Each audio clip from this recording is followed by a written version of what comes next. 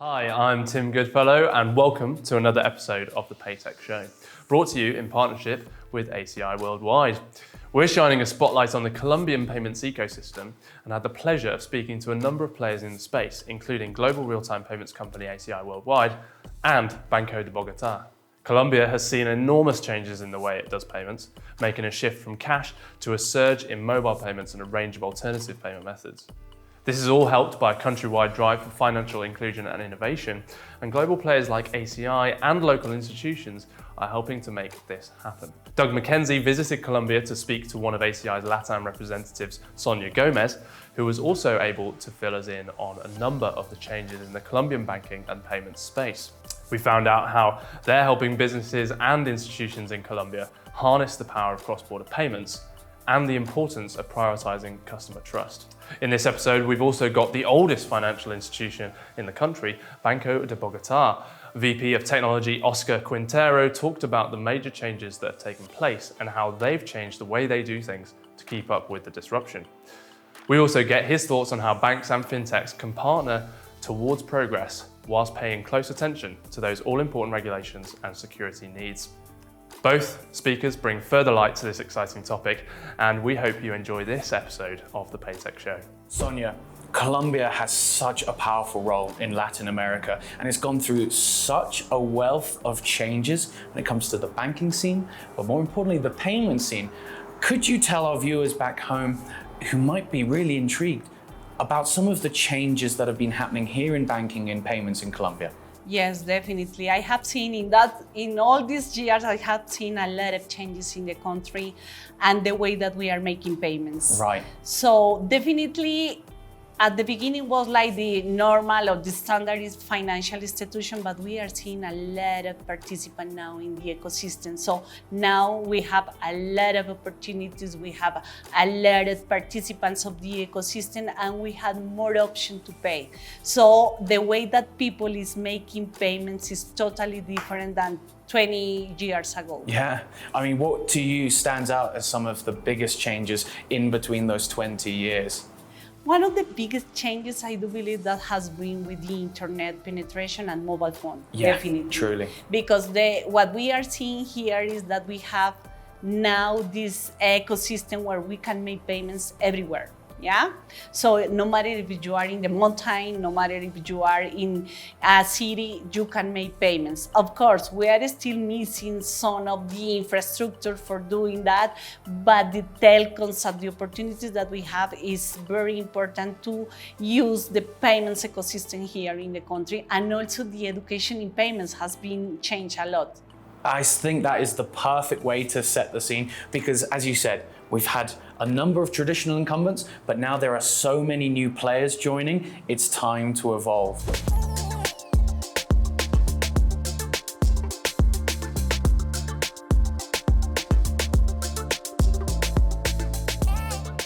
El Banco de Bogotá es la institución más antigua, la institución financiera más antigua del país, una institución de 150 años, que hace parte de una holding financiera que es el Grupo Aval, que entre otras tiene, entre muchas entidades, tiene 4 bancos. Nosotros hacemos parte de esos 4 bancos.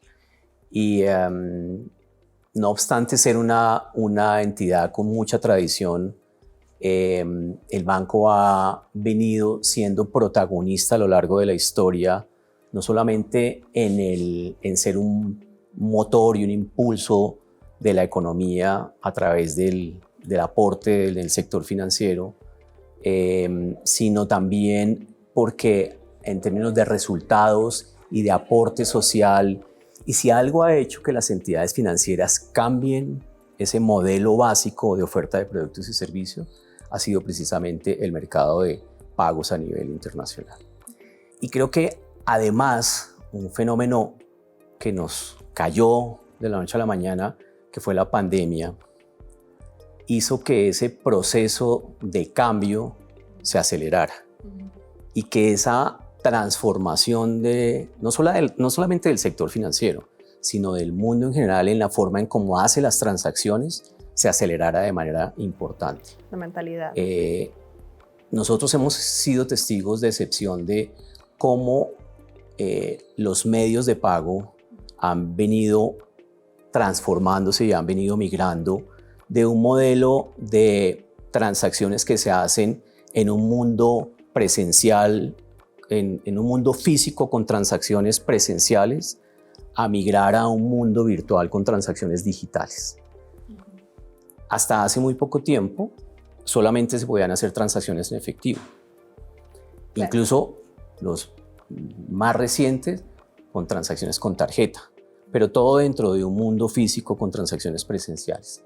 Pues ahora tenemos una cantidad de alternativas en términos de canales y de medios de pago que han enriquecido esa oferta de servicios y que nos han obligado a actualizarnos y a transformar la forma en que nosotros le ofrecemos nuestros servicios a nuestros clientes.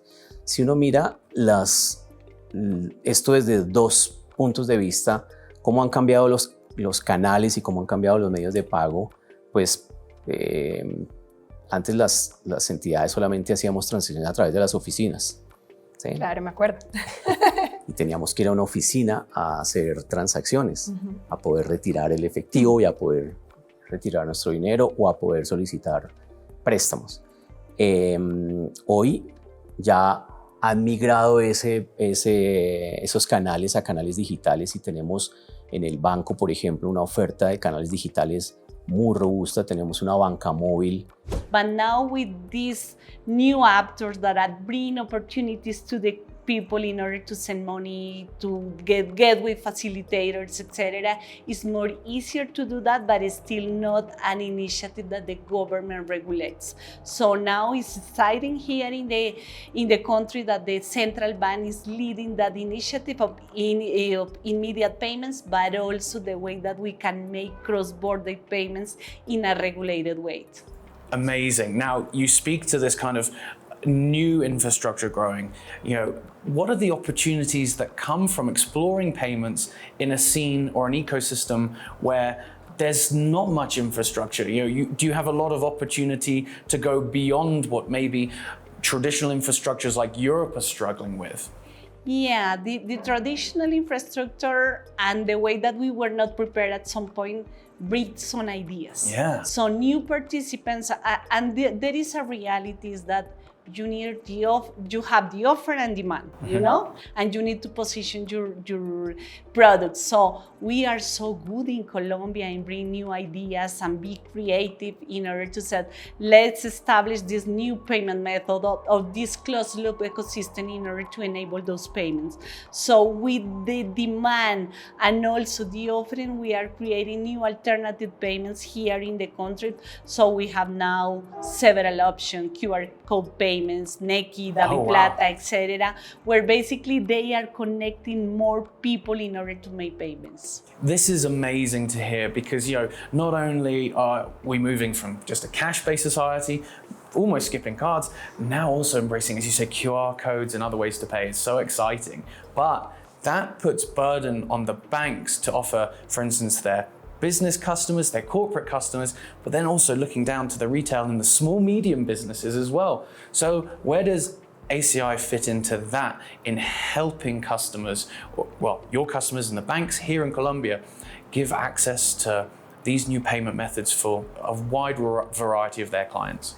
Definitely at ACI, we enable all the technology to make payments. Yeah. So what we have done is having and bringing a solution which is so strong, a good performance, and all have related with regulation and all what we need to proceed in payments. Yeah. What we have done is also that is a single experience because the customer values the experience. No matter if you are a corporate level or you are making the payments in a retail and a small store, we are providing the same technology and the technology just tailored to that kind of customer.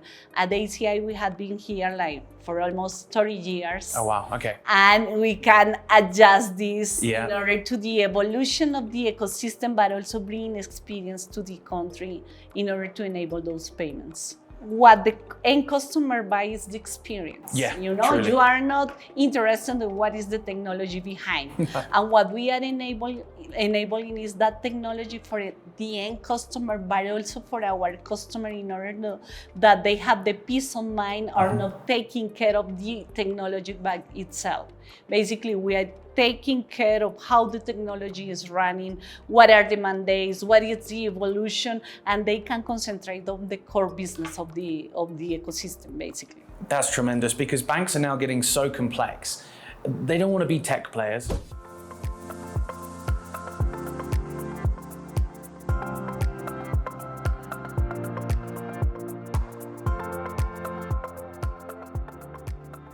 ¿Cuáles son esos retos que enfrenta el banco y las empresas para tener la parte transaccional y los procesos de envío de pagos internacionales y también nacionales? ¿Cuáles son los retos que estamos viendo en el momento? Hemos hablado todo lo bonito, las soluciones. ¿Dónde está el reto? Yo creo que para hablar de los retos, quisiera primero hablar de cómo ha ocurrido ese proceso de transformación de los medios de pago. Okay. Y creo que el proceso de transformación de los medios de pago, en mi concepto, ha ocurrido por 3 grandes razones. Y seguramente habrán más, pero para mí hay 3 que son las más relevantes. La primera, sin lugar a dudas, el desarrollo tecnológico que han traído las fintech. Claro. Que han hecho, a través de su ejercicio natural de aporte en conocimiento, en tecnología, en innovación, en disrupción, una base estructural de conocimiento y de tecnología que nos ha permitido a las empresas del sector financiero, pero también a las empresas del sector privado, pero también a los gobiernos, a desarrollar una infraestructura nueva y moderna de medios de pago. Ese creo que es uno de los grandes apalancadores. Por supuesto, la banca, el esfuerzo de la banca, no podemos desconocer que una de las industrias que más invierte en tecnología es la industria financiera. Y alrededor de esos esfuerzos, junto con ese modelo de empresa privada y de emprendimiento y de fintechs, ha generado una mezcla interesante para poder desarrollar y evolucionar los medios de pago. Y como tercera medida, creo que el esfuerzo de los gobiernos, de los estados, de establecer primero un marco regulatorio común, pero fundamentalmente una flexibilización en la normativa para permitirle el ingreso a otras entidades que están por fuera del entorno financiero a que hagan parte de ese modelo del mundo del mercado de pagos. Y hoy encontramos que las transacciones financieras de pagos se mueven no solamente entre las entidades financieras, se mueve entre las grandes empresas de telecomunicaciones, se mueve entre las grandes empresas de tecnología, se mueve entre las fintechs. Son múltiples y variados los participantes que entran a participar en este nuevo ecosistema de medios de pago. Y de ahí empiezan a salir unos retos. Unos retos que son precisamente cómo competimos en los mismos términos cuando la normativa es diferente para unas entidades que para otras. Y nosotros, por ejemplo, en las entidades financieras somos un mundo muy regulado. Por supuesto, eso le da la base del soporte y la seguridad a nuestros clientes.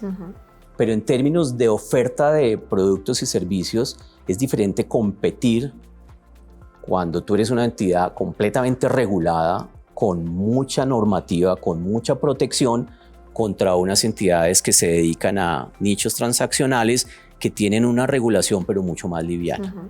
Eso hace que los costos transaccionales de una entidad regulada contra los costos transaccionales de una entidad no tan regulada sean completamente diferentes. Y eso es un reto enorme, porque finalmente eso genera un desequilibrio en la posibilidad que tú tienes de construir los servicios financieros frente al esfuerzo que tenemos que hacer otras entidades. Y otro reto que no podemos desconocer, en la medida en que los sistemas de pago se vuelven cada vez más abiertos y cada vez más transnacionales, son los elementos de seguridad y ciberseguridad. esto finalmente es dinero de nuestros clientes y tenemos que ser muy cuidadosos. Nuestro negocio en particular en el sector financiero es un negocio de confianza y vivimos preocupados, ocupados y desvelados por mantener la seguridad de nuestros clientes. Es nuestra mayor ocupación y nuestra mayor preocupación en el día a día. E invertimos mucho en temas de seguridad. Certified with the technology and security that you need in order to process that. This is a program that in just 100 days you are able to make testing and be ready to launch new products. So our customer wants that because definitely, again, customer want to take care of the core business rather than take care of the technology. So enable end customer is our key message in that. It's brilliant because it really exemplifies the nature of fintech and paytech and the fact that we're getting to a point with so many new players. The banks, as we say, want to focus on their core role and they need partners like you guys to be able to provide that at the highest level at all times. We are not thinking in our customer like customer. Okay, we are partners of them. So we are evolving together the business. So between all of us, basically what we are bringing is experience from other markets, the technology for that, but also creating the products and solutions that every single market needs. Great, that's all we've got time for. Thanks to Sonia and Oscar for their great insights. And we hope that you've enjoyed watching this episode of the Paytech Show. Of course, you can find more of this great content on our website at ffnews.com, on our YouTube channel, and of course on LinkedIn, where you can join in the conversation. We hope to see you there and see you next time.